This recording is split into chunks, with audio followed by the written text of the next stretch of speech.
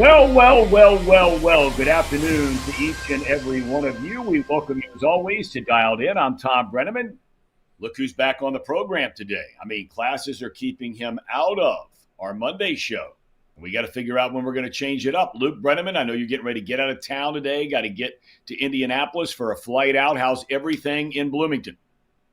It's good. It's kind of one of those things where I'm sure a lot of people who have, been through and done college, you can leave for a month and you get back, and I've had what, 3 full days of classes now, and when I got out of the shower this morning, I looked at myself and I was like, it feels like I've been here for 2 months since break. So already right back into the swing of things. The teachers are not taking it lightly just because it's syllabus week, but great to see all my buddies and a quick turnaround, but we'll save that for could be the move. We have plenty of sports to dive into here at high noon.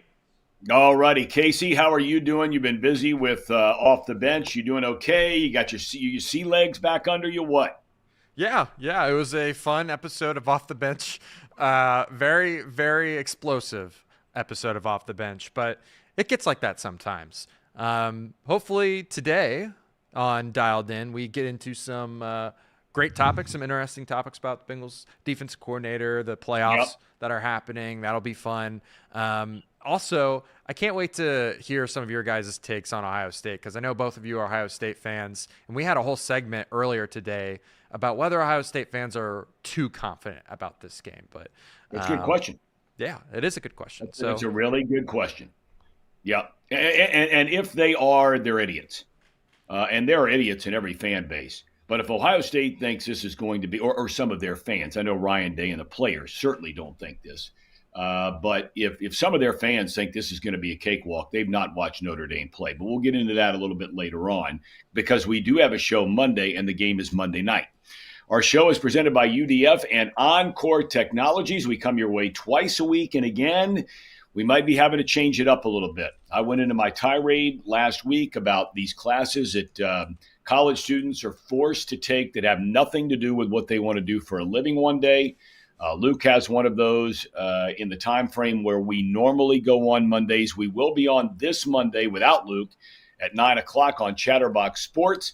And then, of course, Thursdays, we will maintain our noon Eastern start time. You can find us on YouTube, the Chatterbox Sports page. And, of course, you can download us anywhere, anytime. Just search Off the Bench with Tom Brenneman, and you're dialed in. Well, starting Saturday, here we go again. Another 3-day football nirvana. In the NFL, it's Houston and Kansas City at Arrowhead at 4:30 in the afternoon. The two teams did meet during the regular season. The Chiefs won that in a tight one. The difference in the game, a pair of interceptions thrown by C.J. Stroud. Normally, you look at who wins a turnover battle. That generally tells you who wins the game. Kansas City won the turnover battle and thus won the game. The late game Saturday features a top seed in the NFC, Detroit, hosting Washington. That game's at 8 o'clock. The Commanders have ripped off 6 straight wins. The Lions have been the best team in the conference all season long. And since week 2 of this season, the Lions have lost 1 time. On Sunday, Eagles will host the Rams. Philly started the season at 2-2 and has lost just 1 time since week 4. Now, these two teams did meet early in the season, a couple of months ago, and the Eagles clobbered the Rams 37-20. Then, of course, we have the varsity game on Sunday night, as I like to call it. The Ravens travel to Buffalo. Now, when these two met in Baltimore very early in the year, the Ravens blew the doors off of Buffalo. I mean, just annihilated them. 35-10 was the final. But again, that game was in Baltimore. It was early in the year. Buffalo looked great at home in their wild card win over Denver. And we'll see how that one goes. That has a potentially, I hope it lives up to all the billing, because on paper it looks like a fantastic game, weather an issue, all that kind of thing. All right, now the Bengals. Dre Harris from Sports Illustrated is reporting just moments ago that the team is down to 2 finalists for the new defensive coordinator job. Patrick Graham, who was a DC of the Las Vegas Raiders this past season, and then former defensive coach for the Bengals, and now the DC at Notre Dame, Al Golden. Now, we were the first to bring up his name on this show a week ago, I shared with you the story that I have a very dear friend that lives across the street who has known Al Golden, and they've been close forever. Golden went up to Notre Dame to take that job this year after leaving the Bengals defensive staff. He has kids in school here, and they haven't left here yet to move to South Bend permanently. Maybe they're waiting until the championship game is over to make a final call. College basketball, UC won its first Big 12 game of the year last night, beating Colorado 68-62. Cats only shot 37% in the game, but they were lights out from the free throw line, which is a huge change of pace, especially down the stretch. So now at 11-5, the Bearcats return home to face Arizona State Saturday. That's a 2 p.m. tip-off.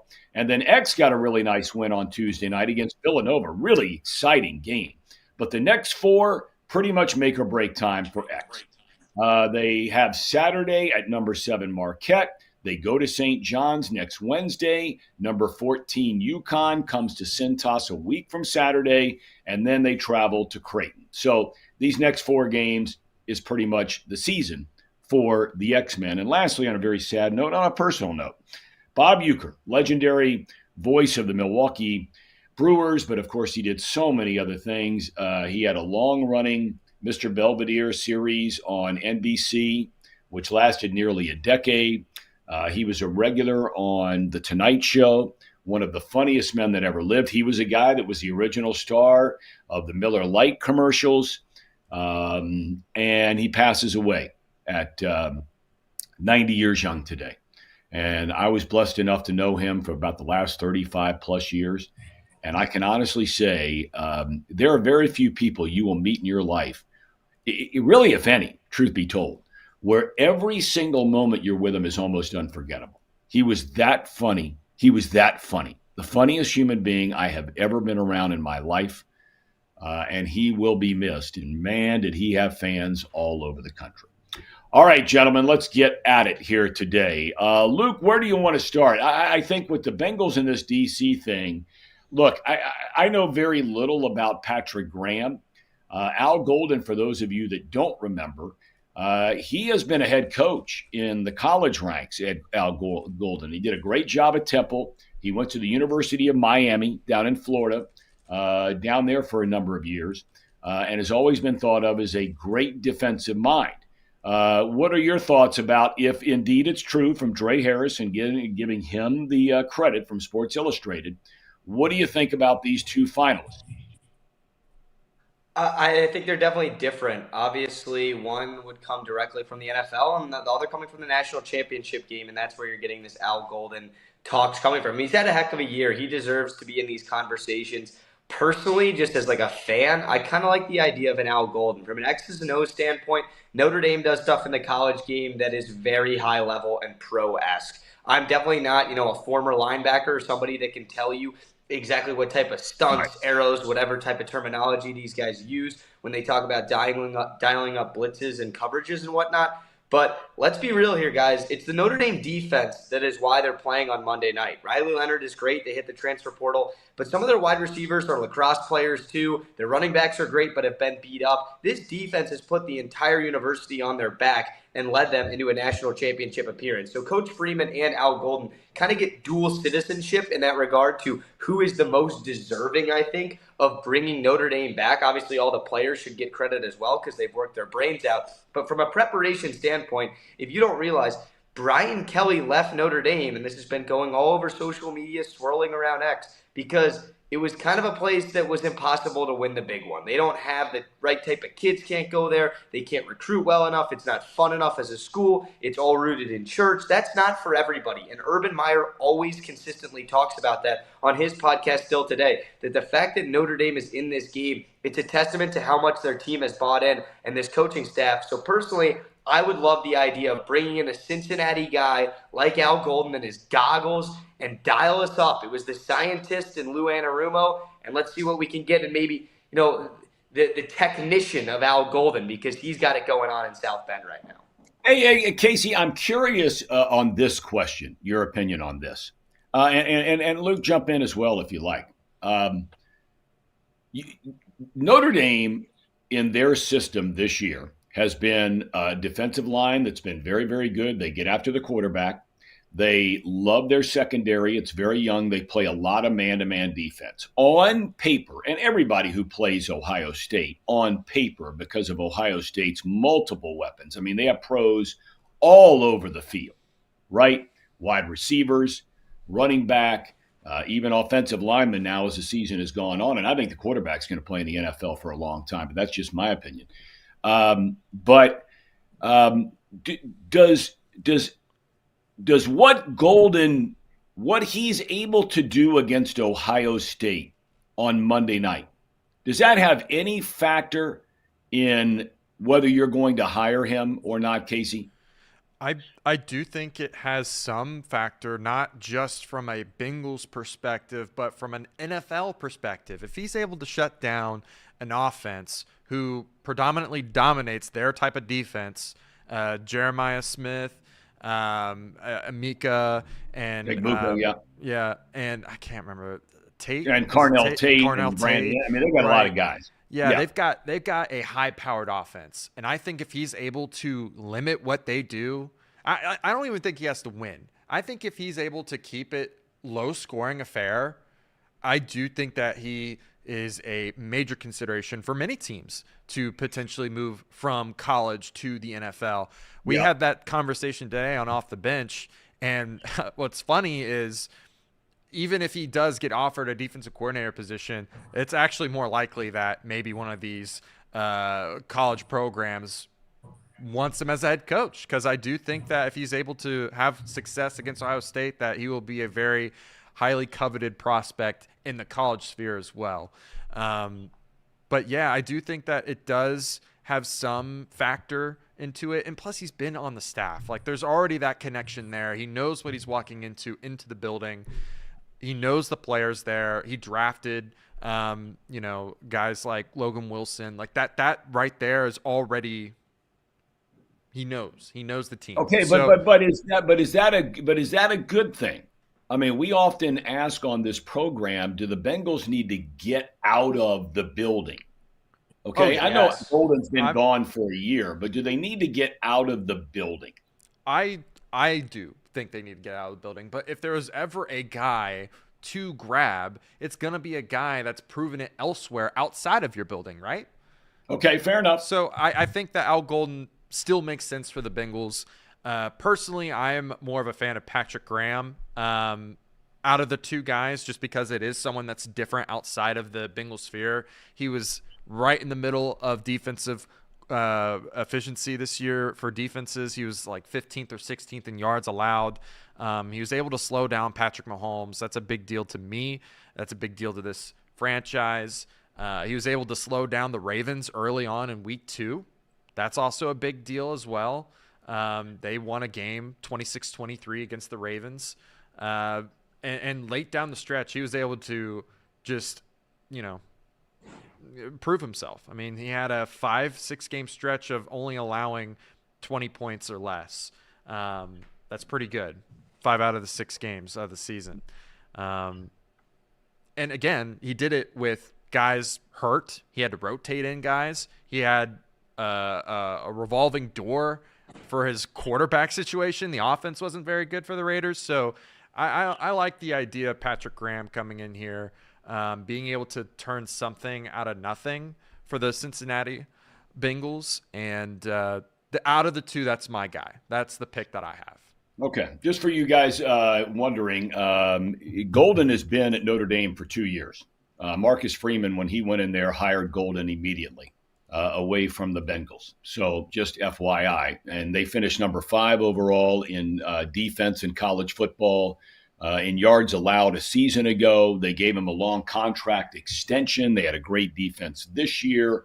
But look, if I'm sure there's provisions in there that he can get out of his contract. All right, look, we're short on time today about what Luke has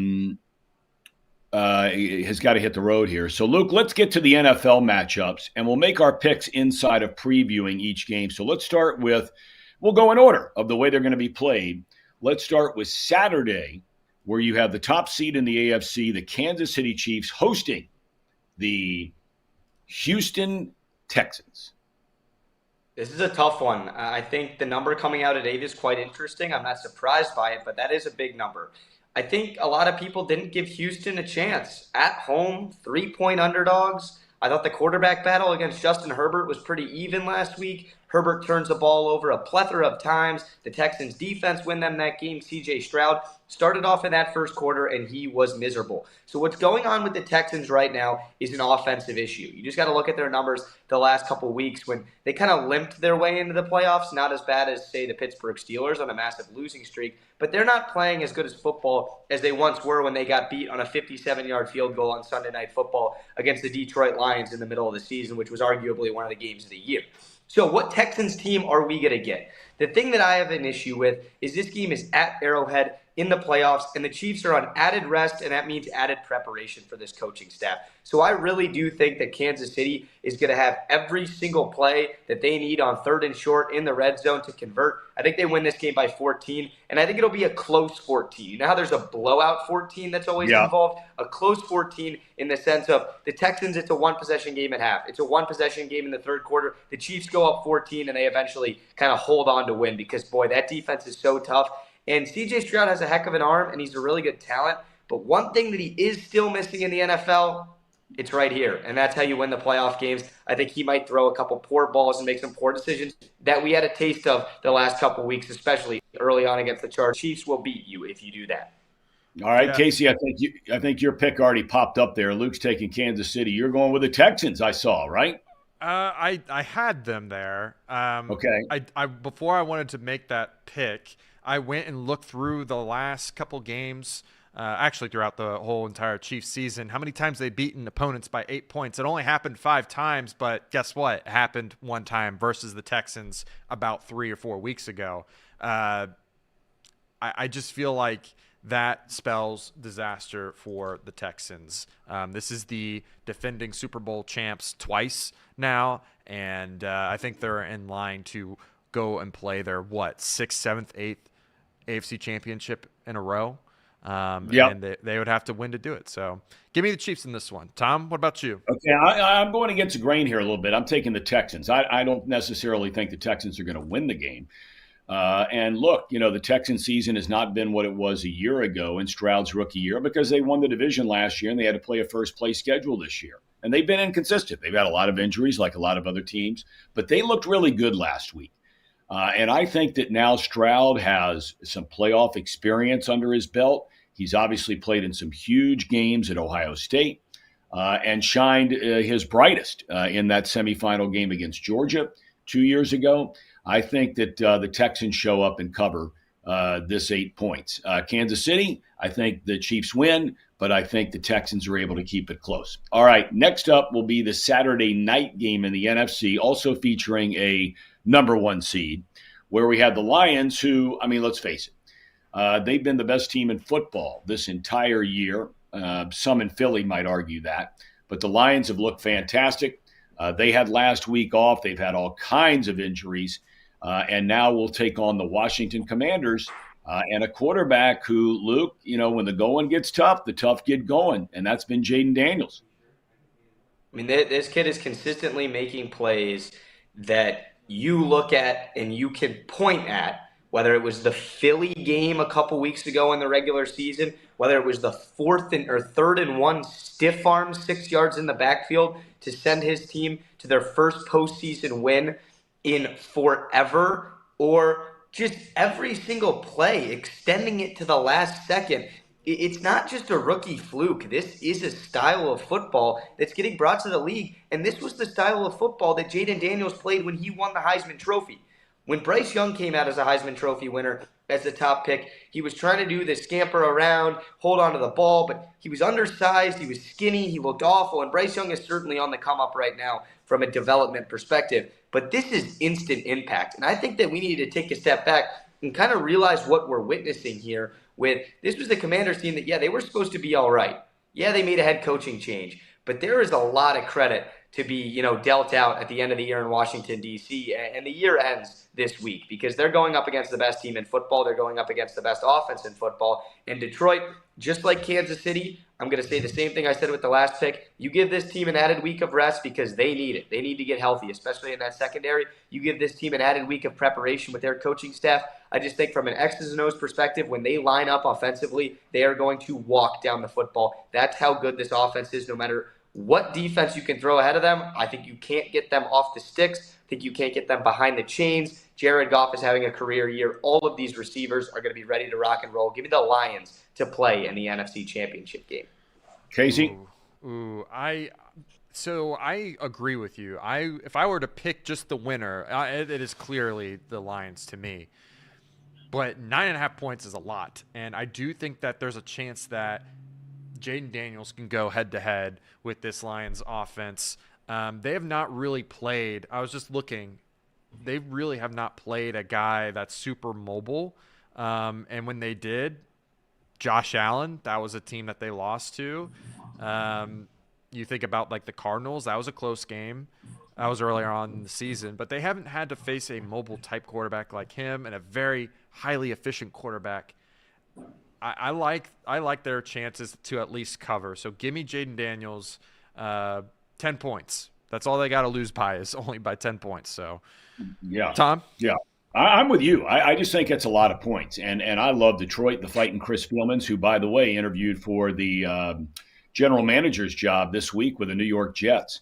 Tell you what, if the Jets don't hire that guy, they haven't made a good decision in I don't know how long. So they probably won't hire him.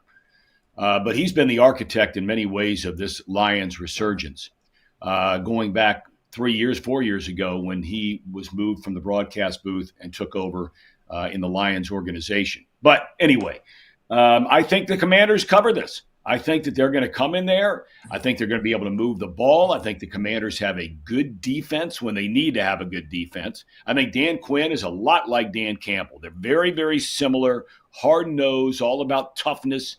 And so I think they cover. I hope the Lions advance because of my friendship with Spielman. But I think the Commanders are able to cover this one. All right, then we get to Sunday.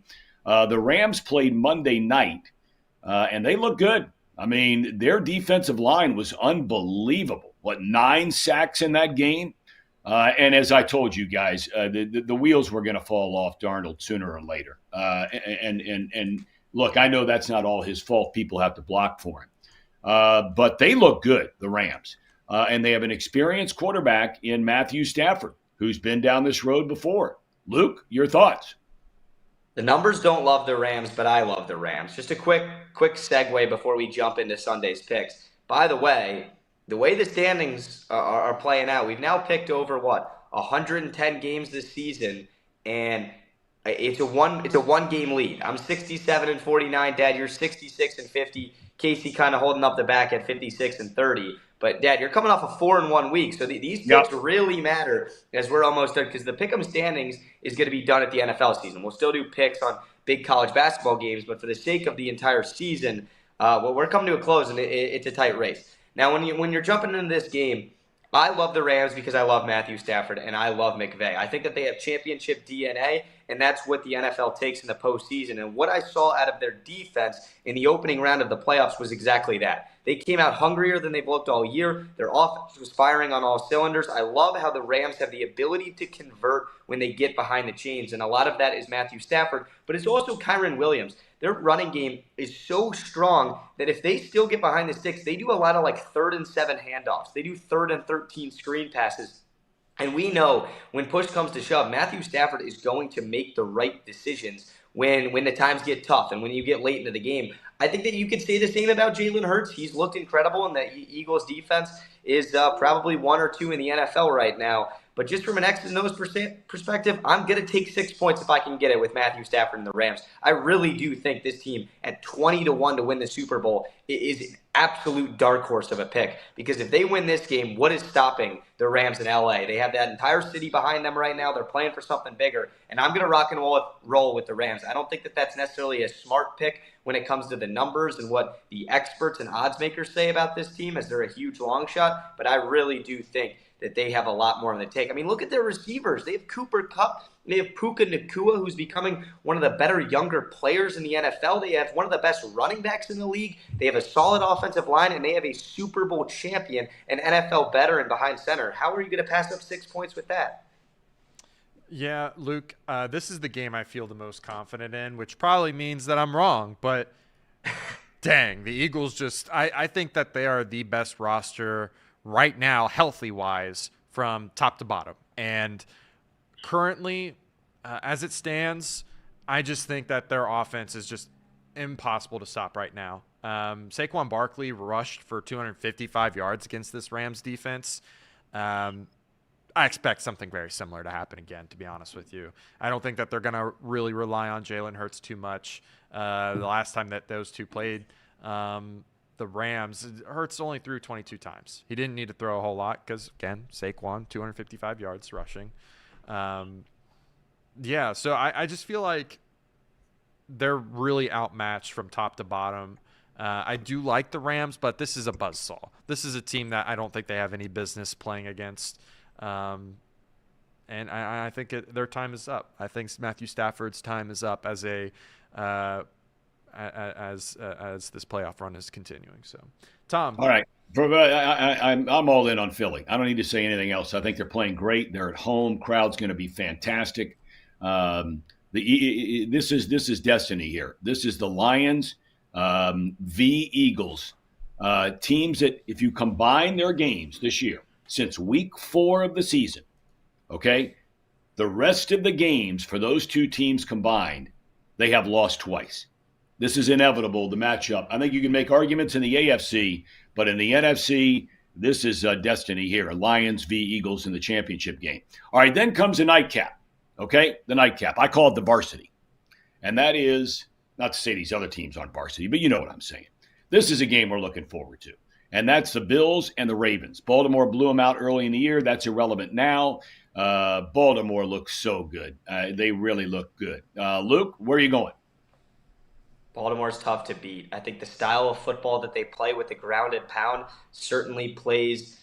You can't ever say into an advantage on the road, but for most teams that want to drop back and throw the ball 60 times a game in the postseason, playing in Buffalo, it's tough. You're working on a silent count. I mean, we know Joe Burrow walked in there and did it during a snowstorm, but that was kind of a legacy performance that we're going to talk about for a long time. In regards to this matchup, kind of like what you said, if it is Lions and Eagles in the NFC, and whoever wins this game, hopefully they play the Chiefs, because that's going to be one of the better Final Fours we've seen in a very long time in the NFL. How exciting is that? I mean, for reference, was that last year or 2 years ago when we got the 4th-string quarterback in San Francisco in the NFC Championship game in Philly? I mean, there's been some bad ones, and these two could really line up to be just a legacy championship games. For the sake of this matchup, I don't really know what's stopping the Baltimore Ravens right now. You could say the same about the Bills, but when you run the ball and control the clock the way that Harbaugh and this offense can, and then you just have Lamar Jackson and his legs in your back pocket, I don't know how you stop them, because we know in the postseason managing the clock and having the ball last, or scoring before the break and then getting the ball and then scoring there, those middle 8 minutes they talk about in college football all the time too. I just feel like Baltimore is going to dominate those facets when it comes to what you have to look through. You have to see through the lines of a game like this that's so evenly matched and a 1-point spread. I think they're the favorite for the reason. I think Baltimore's the better team, and I think their physicality and coaching wins this game on the road in Buffalo. All right, Casey. Yeah, Luke, you said it perfectly. I do think that there's a reason why they're favorited. I think that they're right now the hottest team in the NFL besides the Eagles. And I just think, they figured it out. Their defense figured it out at the right time. And they already beat Buffalo, smashed their brains in fact, earlier on in the season. So I expect something similar again to happen. This is just one of those games where they are on fire at the right time.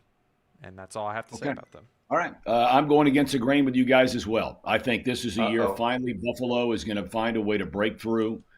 And I think ultimately Buffalo is going to march on and win the AFC Championship game. It takes nothing away from the Ravens. I would not be surprised if they won. But I think Buffalo is going to win this game and advance on. All right, Luke, I know you got to get going. You got about a minute left, and we're going to call it an early show today. But what's the move for the weekend? I know it's Thursday, but what's the move? Well, in college, the weekend starts on Thursday, so you don't really have to remind me of that. Kind of got after it a little bit last night, just syllabus week, hanging out, being back. But you know what the move is. The move truly is having good friends who can hook you up. Because shout out my buddy Billy. He's taking me to Colorado. I'm gonna go skiing for the weekend. I haven't been skiing too much recently. We went skiing when I was younger, but it's so cool to be able to go out there with those massive, beautiful mountains, go skiing. I love everything about that culture out there. Day ends early, and then settle in on the weekend to some NFL playoffs coming on around that time that we're going to hop off the slopes. A killer weekend. I'm so fortunate. So I guess the move is having good friends, and I certainly lucked into this one this weekend. All righty. That sounds like a good weekend. Real good. Casey, what about you, my man? Ooh, my weekend. It's going to be watching a lot of football again, as it is during the playoffs. And I don't know. I think I might, last couple weeks we've been trapped because of snow. I think I might try to do something like outdoors. I just don't know what it will be yet. I don't know if like Winterfest is still going on or something, but we'll see. It's going to be something where I get to actually go out somewhere. I'm not being trapped inside anymore. Okay. All right. Well, Luke, by the way, are you still there? I am.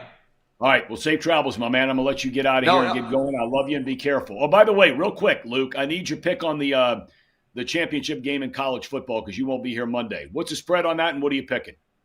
All right. Well, I'm going to give 2 picks now because I got to give my winner of the week. It was the first ever loser last week with Oregon beating Ohio State in college basketball. But here we go. This one's for my guy Chase. He called me out pre-show in the chat. We appreciate it. So my national championship pick is going to be Notre Dame. It's ugly, but the spread opened at 10 and it's all the way down to 8. So I think the Irish have something brewing. I mean, there's something within that chapel, that community, that defense. Let's fire up the Al Golden train a little. Let's hire him. Bring his goggles in here and dial something up because Texas dialed something up to stop Ohio State. They're going to do a lot of copycat. But they're going to have to make plays, and especially Riley Leonard and those running backs are going to have to make explosive plays against definitely the best defense in college football to cover 8. They're not going to win that game. I refuse to believe it, but if they cover 8 and win, so what? I'm happy regardless. I grew up a Buckeye fan. My mom is a Fighting Irish alumna, so whatever happens, I'm happy with. But for the pick of the week, guys, I'm going to go with the Rams. I really am. I think that is my favorite bet of the week. Matthew Stafford is going to walk into Philly, and he's going to dog walk all over those annoying, loud, rambunctious fans. We've had enough of you guys. We're done with Jalen Hurts. It's time for Matthew Stafford to show that he runs the NFC this weekend. So there's my pick. All right, real quick, I want to make sure, I want to get you on record on this show right now because your mom and I had a disagreement last night when we were having dinner. She claims you're rooting for Notre Dame. Is that a fact or is that fiction? And I want it said right now. Who are you rooting for in the game? Well, that's going to be largely dependent on when I turn the television on. I'm one of those guys that when there's a game of this magnitude, I turn the TV on and I feel something. Like when I have both sides in the game and I'm like, I want Ohio State to get this first down because I'm supposed to be rooting for them. But I think there's going to be something in my heart. I really do. That win that Notre Dame had last week against Penn State, I watched it with Mom, with you, next to the fire pit. That was an all-time family night for us. And something about this Fighting Irish team has really, I don't know if it's being in Indiana. Maybe it's because they beat my Hoosiers and I was in South Bend and got to just see how special this mecca of college football and tradition that they have in South Bend is. But I think they deserve it. I really do. I think they're a great fan base. They're definitely 2 of the biggest fan base, 2 of the most controversial fan base. So I'm going to go with the Irish. I'm sorry, Dad, but I love my mom, and I think Ohio State's going to be back. I don't know if you can say the same about Notre Dame every single year. So give me the Irish. Okay. Well, I appreciate having on the record. So she won that. We were having that conversation last night. God she bless. Commented. She's watching the show. There. What's that? She's in the chat. Oh, my gosh, she is. She just said, go Irish. Yes, Luke. Her little boy. All right, buddy. You made your mama happy. I'm getting out of here. All right, buddy. God bless you. Be careful. All right, Case. You and I are going to do our pick for this game on Monday. That's right. And so we were saying, what's the move? I am going down to one of my favorite places in the world, and that is Chapel Hill, North Carolina. I've got the next 2 weeks, the University of North Carolina basketball games on the CW. So they play Stanford on Saturday, and Stanford's got one of the best big men in the country.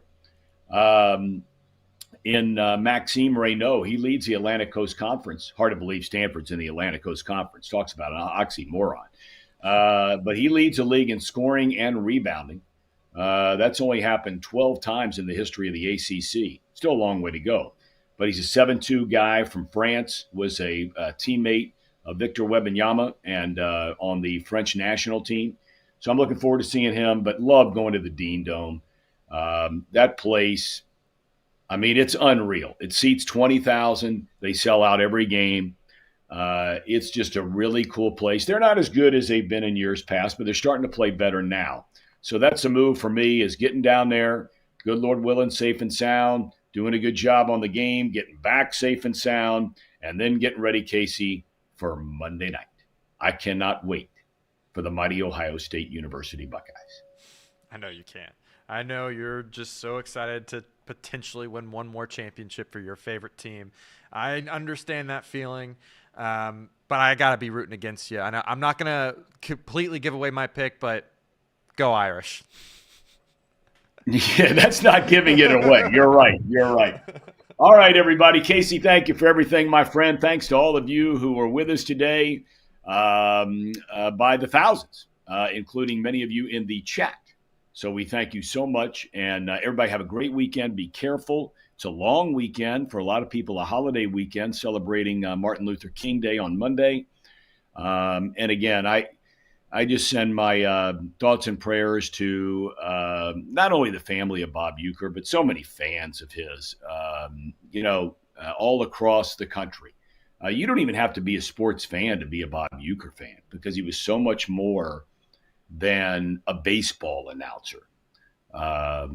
His stuff on The Tonight Show, his stuff on Mr. Belvedere, his stuff in the Miller Lite commercials, whatever it is, stuff he does in interviews. He was a big part of my dad's final game at Great American Ballpark the night they celebrated his retirement.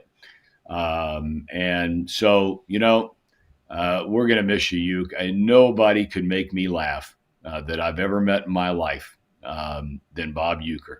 And, man, I just can't believe, that's one of the things, a lot of you guys who are in the chat right now, some of you, Spirit Cat, he's younger than me, but, some of the others that are in the chat, I don't know how old Everett is or how old Mouse Cop or Mark Fetter, some of you guys are, Matt Bailey, Justin, a lot of you guys are a little younger, a lot younger than me for sure. But when you start to get into your 60s like I am, and say your parents' friends, right? So it'd be my parents' friends now. And when you get to be your 60s, you're lucky to have your parents around. My mom's been gone a long time, and my dad, thank God, is still rolling along and going strong. But your parents' friends, if not your parents, when you're my age, they start to go, and it's just so hard to believe that Bob Uecker's gone. He was one of those guys, kind of like Pete Rose in a lot of ways for me, where you just felt like they would live forever. You knew they wouldn't, but you just felt like, oh, there's no way that guy's going to die anytime soon. And when I read the news early this morning, I couldn't believe it. So say a prayer for his family and many, many fans. And I hope all of you have a wonderful weekend. Thank you for joining us on Dialed In with Tom Brenneman. We're back your way Monday morning, 9 o'clock. We're going to break it all down, the weekend from college, from the pro game in the NFL playoffs, college basketball. UC and X have big ones over the weekend. And then, of course, previewing the national championship in the college football playoff, Ohio State v. Notre Dame. Have a great weekend, everybody. Thanks.